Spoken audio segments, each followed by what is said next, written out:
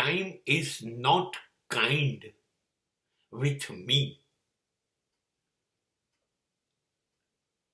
સમય બિલકુલ ઉદાર નથી, જરાય દયા દાખવતો નથી.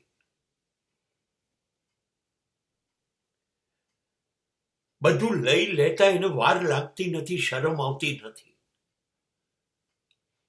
તમને એવું થાય ક્યાં ગયું, ક્યાં ખોવાયું, મેં કેવી રીતે ગુમાવ્યું? એ પહેલા તો તમે ગુમાઈ ચૂક્યા હોય છો. સમય બધું લઈ લે છે, બધું જ લઈ લે છે, તમારી પરવાનગી વગર. જુઓ ને, ખબર પડી તમને બાળપણ ગયું? લઈ લીધું ને, કેટલું વહાલું હતું. પછી સ્વપ્નાઓની વણઝાર વાળું ધસમસતા પૂર જેવું યૌવન લઈ લીધું ને, લઈ લીધું ને. શું કરી શક્યા તમે? અને જવાબદારીઓ તમારી ઉપર ઠાલવીને તમને ધસડીને જિંદગીમાં 60 વર્ષ લઈ આવ્યો ને તમને ત્યાં સુધી. હવે બેઠા છો ને પણાઠીબાઈને, બધું જ યાદ આવે છે ને. એ બધું જ એણે લઈ લીધું તમારી પાસેથી. તમારા મનગમતા પાત્રો,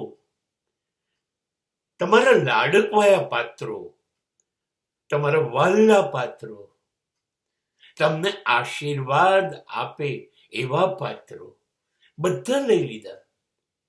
તમારી ખુશીઓની એક એક મિનિટ બધી જતી રહીને હવે માત્ર યાદો રહીને.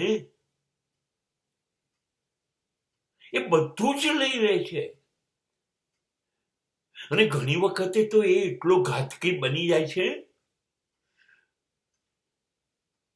કે તમારી ભેગી કરેલી બધી સંપત્તિ અને સમૃદ્ધિ લઈ લેતા પણ એને વાર નથી લાગતી. કોઈક વાર તો એની નજર કરડાકી ભરી બને તો તમારી પ્રતિષ્ઠા અને સત્તા ને બધું જ લઈ લે છે. જરાય શરમાતો નથી આટલું બધું લઈ લીધા પછી પણ.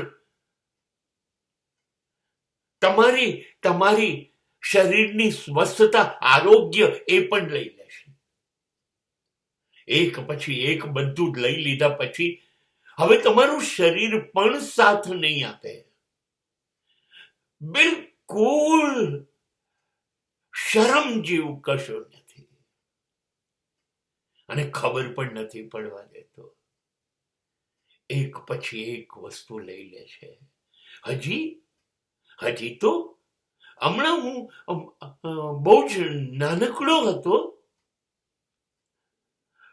હજી વિચાર કરું છું ત્યાં તો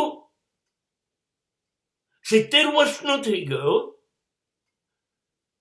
આંખોનું જોવાની તાકાત જતી રહી, કાનની સાંભળવાની શક્તિ જતી રહી, બોલી નથી શકાતું, વિચારી નથી શકતો, હાથ પગ મારું કામ નથી કરતા. લઈ લીધી ને શરીરની શક્તિ બધી. જીવતે જીવ લાચાર કરી કાઢે છે સમય. સમય કોઈનો થયો નથી, ના રામનો, ના કૃષ્ણનો, બુદ્ધ મહાવીરનો, સિકંદરનો, નેપોલિયનનો. પછી મારી શું ઓકાત?